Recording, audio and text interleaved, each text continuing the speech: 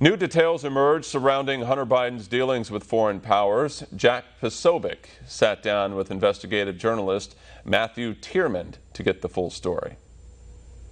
We're in the final stages of the 2020 campaign, and October surprises are in the air. One such October surprise has arrived here to One America News, courtesy of a trove of emails relating to Hunter Biden, the son of presidential candidate Joe Biden, and his business partners. These emails come to us by way of independent investigative journalist Matthew Tierman. So walk me through this material. I was put into contact with Bevan Cooney directly through a source that I had met years ago in Chicago. And he had reached out to me at the end of September and said that he is in the federal facility where Bevan Cooney is. And he said, Bevan wants to go public. And I told him that I know you and that you had worked with Peter Schweitzer in the past, who obviously Peter Schweitzer had written the book literally on Burisma. And he introduced me to Bevan.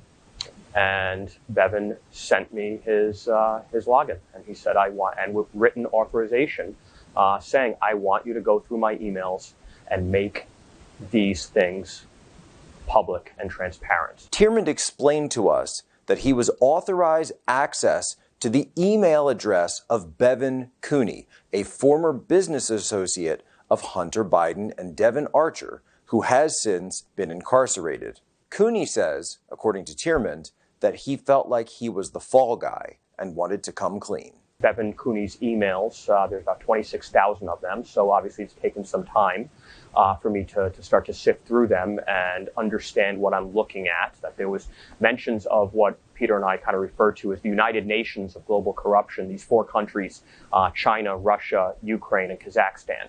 That's predominantly what these business emails have to do with, is these theaters of business. Tierman allowed One America News to show him logging in to the Gmail account and to observe the metadata on the individual emails. So from those 26,000, and you let me take a look at this, you have direct access to this, it's a Gmail account, the metadata is there. I should probably ask you, this contact of yours, Matt, is he a Russian agent of any sort? No, he's a Chicago business guy, which is why he's in the same sort of facility as Bevan Cooney.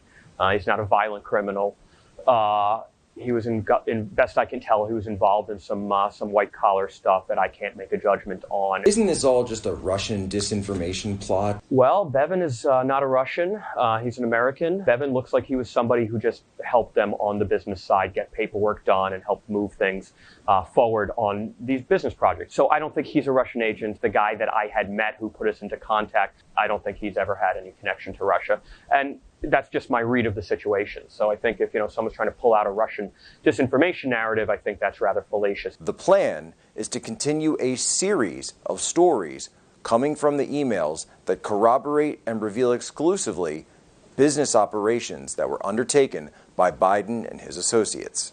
We're doing a series as fast as we can put the stories together. It would be irresponsible to throw stuff against the wall, colloquially speaking, and just see what sticks. That's not journalism. We know, and we've heard, certainly President Trump mentioned at the first debate, that Hunter Biden received $3.5 million from the former mayor of Moscow's wife, Yelena Baturina. Yeah.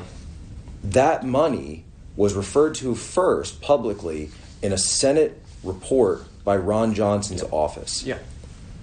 What you've discovered in these emails may be the reason that they were paid that money.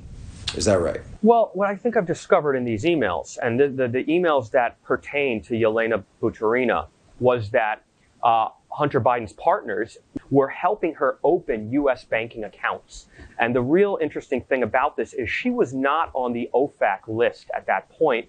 OFAC is the Office of Foreign Asset Control, run by the Treasury, but works very closely with state, that is a watch list, or actually it's a sanctions list, that you can't do business, that these people are not allowed into the U.S. banking system if you're on OFAC. So her having an investor of 7.5% or more of Spurbank put her on a special watch list here where she was an associate entity. And that comes up in some of these emails. October 10th, 2013, Galanis sends an email to Devon Archer.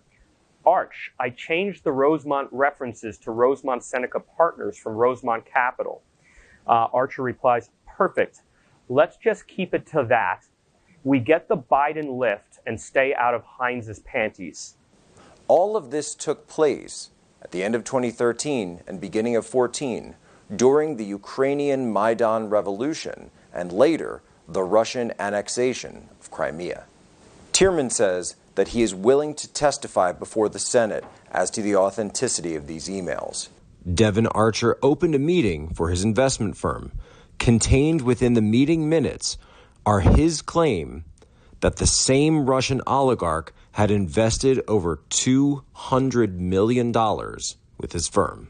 Matthew Tierman, I want to thank you so much for your incredibly hard work on this, the risk that you took on this, bringing this forward. Thank you so much for sharing this bit of it with us, and we look forward to the continuing series of these emails as they continue. There'll be a lot more. China, Ukraine, Kazakhstan, in the U.S. There's a lot more, and Peter and I will endeavor to get through them as quick. We're not sleeping. We're working all the time, his team, me, to get this stuff out as soon as possible. Thank you for joining us on American Thank News. you. Secret deals with Russian oligarchs. Hundreds of millions of dollars. This is the type of stuff they claimed was going on between Donald Trump and his family and the Russian state. It turns out it was going on with Hunter Biden.